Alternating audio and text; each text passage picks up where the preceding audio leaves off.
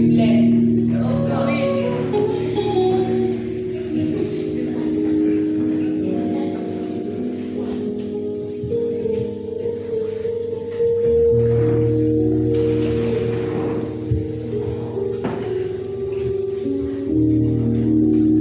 Picture a house.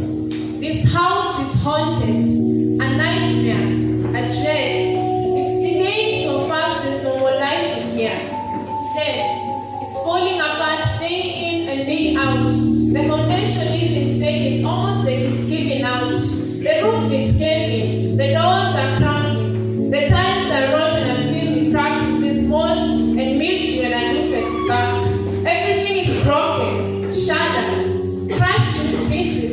The lights are dimming and they're beginning to flicker. And by the second, it seems getting darker even quicker. This darkness is inconvenient in the day. It's unbearable at night.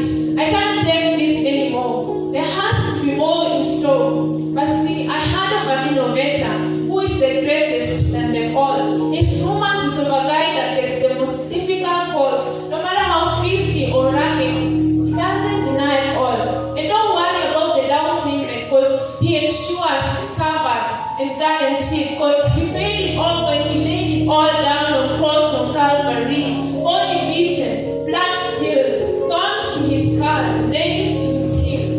Indeed, his name is Jesus. So I called him up, and in a blink of an hour there of which the transformed power of the cross began to feel the stench of sin. There is no better man doing all what he can do, mending what's broken, making all things new. See, he doesn't just repair, he renovates, he renews. And he isn't done yet. He isn't satisfied just the surface repair, so he's heading in the basement. He's going down the stairs and up the last floor. And it's locked. He looks at me deep in the eyes and asks if I let him in. But he can't let him in. He looks me deep into the eyes and asks if I let him in. And he says, I can trust him. I can trust him. I can trust him. I can trust him. After all, he's the best renovator around. He doesn't just walk in and paint over the ugliness. He takes this room of darkness and transforms it, flipping it upside down. He takes this room of darkness and makes it into a heaven of intimacy, a temple of godliness, a sanctuary of holiness. He nails and fixes a notice on the door and tells those demons they can no longer stay because this is his house now, and he's here to stay. Final say the price has already been paid.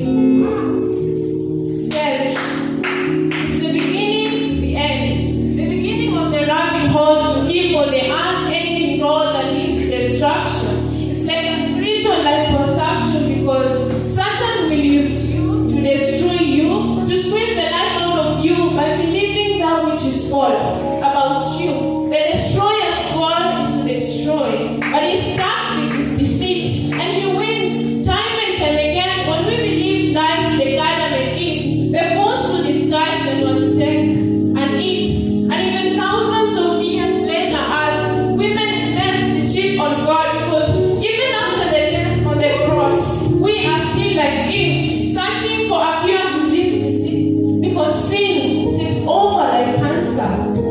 And in a world full of darkness that defeats our blessings and failures and troubles before our eyes on display, and our sins play back on our minds on replay, how could you ever even recognize truth when you're searching in the wrong place?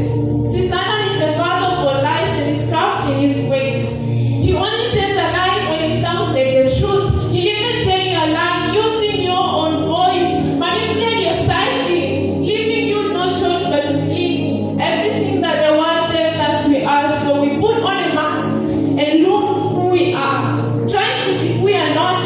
Compares and jokes at the glance of our screen, and the beat gets so deeper into our eyes like a knife ever could, and we end up thinking that we are not good.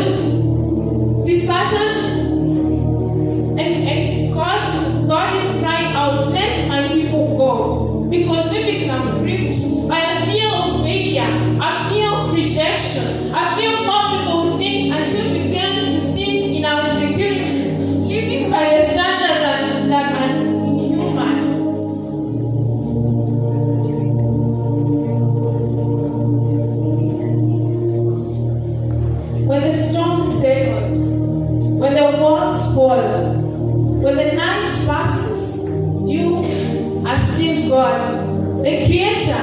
the Maker, far greater than pain or pandemic.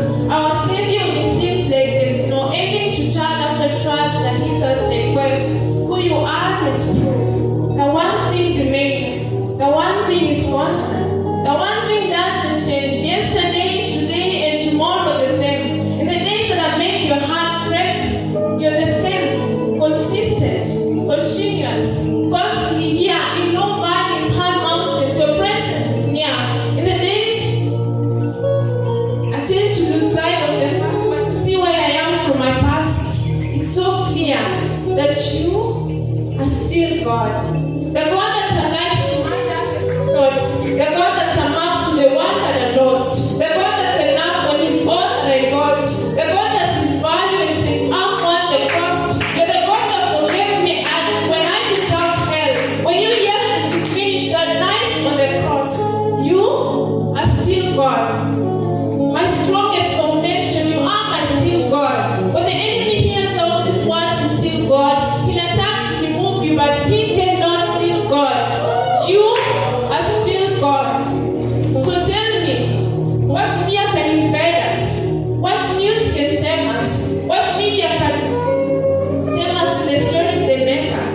What can anyone say or can anyone do to ever hide that through it all? There's still you. So all of this, remind us again that you have a plan for your glory in the end. And not until then, all we pray for is patience. Let us be the light to the ones who forgot. Let us remind them that you are still God.